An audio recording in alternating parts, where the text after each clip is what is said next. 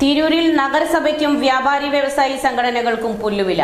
വിഷയത്തിൽ വ്യാപാരികളിൽ തന്നെ ഭിന്നാഭിപ്രായം. തെരുവു കച്ചവട വ്യാപാരം രൂക്ഷമായ വിഷയത്തിലേക്ക്.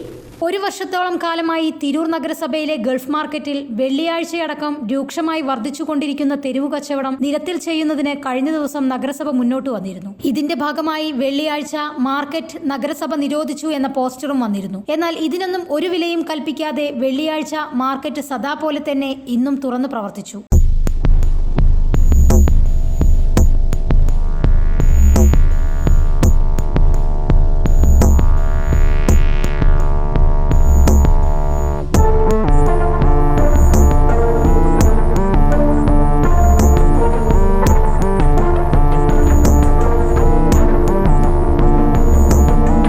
തിരൂർ നഗരസഭാ സ്റ്റേഡിയം വ്യാപാരമേളയ്ക്ക് നൽകിയതിനെതിരെ വ്യാപാരി സംഘടനകൾ ശക്തമായി രംഗത്ത് വന്നിരുന്നു. ഇതിനെതിരെ വ്യാപാരികൾ തന്നെ സംഘടനയിൽ ഇരുവിഭാഗമായി വിമർശനം ഉന്നയിക്കുകയും ചെയ്തിരുന്നു. വസ്ത്രങ്ങളും ചെരുപ്പുകളും വിൽക്കുന്ന വ്യാപാരമേള വന്നപ്പോൾ മാത്രം രംഗത്തിറങ്ങിയ വ്യാപാരി വ്യവസായി സംഘടന പച്ചക്കറി, ഫ്രൂട്ട്സ് അടക്കമുള്ള കാര്യങ്ങൾ വർഷങ്ങളായി തെരുവു കച്ചവടം നടത്തുമ്പോൾ അതിനെതിരെ രംഗത്ത് വരാത്തതിനായിരുന്നു സംഘടനകൾക്കുള്ളിൽ തന്നെ വിമർശനമുയർന്നത്. ഇതുകൂടി കണക്കിലെടുത്താണ് വെള്ളിയാഴ്ച മാർക്കറ്റ് നിരോധിക്കുന്നതിന് വ്യാപാരി വ്യവസായി ഏകോപന സമിതി രംഗത്ത് വന്നതും. എന്നാൽ ആര് വന്നിട്ടും കാര്യമില്ല, തെരുവു കച്ചവടം ഞങ്ങൾ നടത്തുമെന്നുള്ള രീതിയിലാണ് തെരുവ് വ്യാപാരികളുടെ മുന്നോട്ട് പോക്ക്. ഏറെ ശ്രദ്ധിക്കേണ്ട, തെരുവു കച്ചവടം നടത്തുന്ന ഭൂരിപക്ഷം ആളുകളും അന്യ സംസ്ഥാനക്കാരാണ് എന്നുള്ളതാണ്. ന്യൂസ് 99 തിരൂർ.